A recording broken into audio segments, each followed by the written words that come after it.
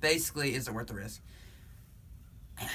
And I sold my first bike because I realized the dangers, and I didn't think I needed the hobby. I don't need the hobby. I'm a big whitewater kayaker. I rock climb. I do some vertical caving, yada yada yada. I don't need another hobby. So that was another thing. That's a big thing to weigh when you're looking into motorcyclists. Do you need another hobby? If you don't, stay away from it. It is dangerous. If you do, you should. This is a personal thing. Is it worth the risk? You're gonna have to decide that. I want to bring some things to the table that I haven't seen on YouTube or on the internet as much. Things to think about on a motorcycle. I tell people it's basically a car without 90% of the weight, without airbags, without seat belts, and you're basically invisible to everyone else. So, up until 3 months ago, I would say it's probably worth most of the risk. Okay. You can't live life without risk. That's one thing I ended up getting into biking in the first place, is that you can't live your life afraid to take risks. This just happens to be one that's exceptionally high, okay? And, like you always hear, it's not you, it's the other people on the road. So, 3 months ago, I was driving my dual sport. I always just explore around and stuff, but some friends want to go downtown Chattanooga. I already had the bike out, so I was like, okay. Driving down the highway, 60 miles an hour, there's a huge intersection. Someone didn't see me, turned directly in front of me. I'm airborne. The first thing I could think of was, I'm probably going to be dead, because that's what happens when you hit a car at 60 miles an hour. I knew exactly what happened. I hit a car at 60 miles an hour on a little tiny dual sport. I always wore all my gear. I have some nice Denise titanium plated gloves, jacket. Friend gave me those. Nice gear. This is EPC. What is it? ECE rated helmet, which is higher than DOT. It's a street helmet. Anyways, slammed the ground. Opened my eyes. I wasn't with the Lord. So honestly, I was kind of disappointed. The Lord was with me. I could easily be dead. I'm going to probably try to put a link. If I can't find it, look up Mother shares GoPro video of fatal motorcycle crash. Because she wants to raise awareness in very similar situation. A guy in the UK was traveling. He was going fast, like 97 miles an hour or something. Someone turned in front of him because they didn't see him, and he died.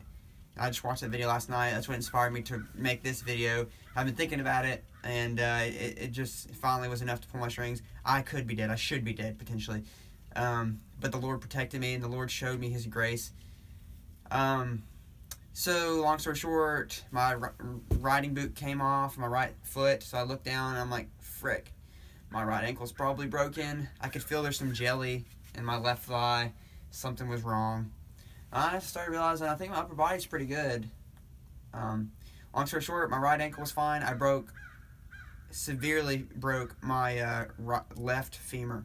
I have a titanium rod in it that goes down the center of the femur, and there's 2 screws in it. I was basically bedridden for 2 weeks, and I know it could have been a lot worse. I didn't have any back or head or neck trauma. My wrists and my arms were pretty good. My wrist was a little bummed up, but I'm not complaining. Living injured sucks. And it was rough. It gave me a lot of time to reflect, and but I think the Lord blessed me a lot through this. When I replayed the situation, I realized as she was turning, I didn't have much time, but I had enough. I was already standing on my pegs, and I actually was able to swerve over to avoid T-boning her, and just, I tell people, I basically totaled a car with my left knee and a 250-pound motorcycle, which, sounds pretty BA or whatever, but I just wanted to share on here that, while I was recovering, first of all, I should be dead. Second of all, the only thought I could keep from my head was all the fun I ever had on that motorcycle, and my first bike as well, but was not worth the pain. It wasn't worth it. And I got away very, very blessed. I can walk now. I can do all my other sports. I can't remember if I mentioned I'm a big whitewater kayaker and I vertical cave and stuff like that, mountain bike. I can do all those things again. It's been 3 months about since my accident. I'm back to doing those things. Minimal pain. I got away easy, but it didn't have to be that easy, and it should have been much worse. All the EMTs and paramedics and all the staff of the hospital, they were floored that I got away so easy, and the only thing I can do is give glory to the Lord. And also, I was always wear all my gear, everything, pants, I always said everything else, but full boots. So is it worth the risk? In summary, basically, if you're willing to die, biking's fun. You need to know that it is likely, or at least plausible, that death could happen.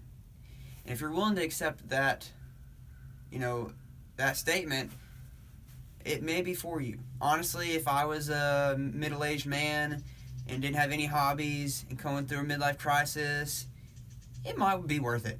It honestly might. If I didn't have any other hobbies, if you don't have any other hobbies, biking, it raises up there. It definitely puts itself on a higher, potential worth it level, because you don't have anything else to do. It's a good hobby. You can just grab your bike, fire it up, go for a ride, and just turn around, and you can be back in however long it took you to get to that point. Real easy. You just take off your gear. You can go on with your normal life. Go on to your evening activities, whatever. Again, the visibility. Okay, I have reflectors on my helmet. I don't even know if that's legal, but I really don't care. She still didn't see me. She turned right in front of me, didn't bat an eye. It's very traumatizing just thinking about the situation. I still I'm scared of, to people, even in my car driving around. So I just hope I would lay some things out and on the table you may not think about, and just in general, forget about people pulling out, which could prove fatal. Just like learning to ride, every little thing. I'm by no means an expert rider, but you brake too much in a turn, you can slide out, especially when you're learning. It is possible, but it takes a lot of skill to get to that level. That's why I dropped my bike the first time. People talk about grass. Grass on the road can just cause your bike to slide out. Your tires can only take so much stopping and directional force before they slide out. It's essentially what's happening. It's going to be a personal thing. Are you willing to potentially die for this hobby? Which life is risk. Is it worth the risk? That's what you're trying to decide. That's a personal question, but I just want to bring things to the table. I'm not going to claim that it's totally worth it. Most of the videos do say it makes you feel alive, and to some extent it does. If you don't have anything else to do that, to feel extreme, it may be worth it. It also may cause you to die, or to break a femur, or to be crippled the rest of your life. I know a guy, he actually, unfortunately, just overdosed and died. He was in a motorcycle wreck, and for the last 2 years, he broke both legs and a limb. Needless to say, his recovery was very, very bad. And through that experience, I'm sure it was suffering and pain. And he started getting better. He was able to get out and stuff, but still, I think he got hooked on prescription drugs, and it got him. I don't mean to ramble, trying to make sure I covered everything. I just wanted to lay things out on the table. It is fun. It is high risk. Are you willing to take that risk? That's the question. Are you aware of everything that can happen and how easy it is for your life to be taken from you? How sure are you in your situation after death? I know I will be with Christ because of what Jesus has done for me, and He's taking me as His own. If I wasn't so sure, I wouldn't be on a bike.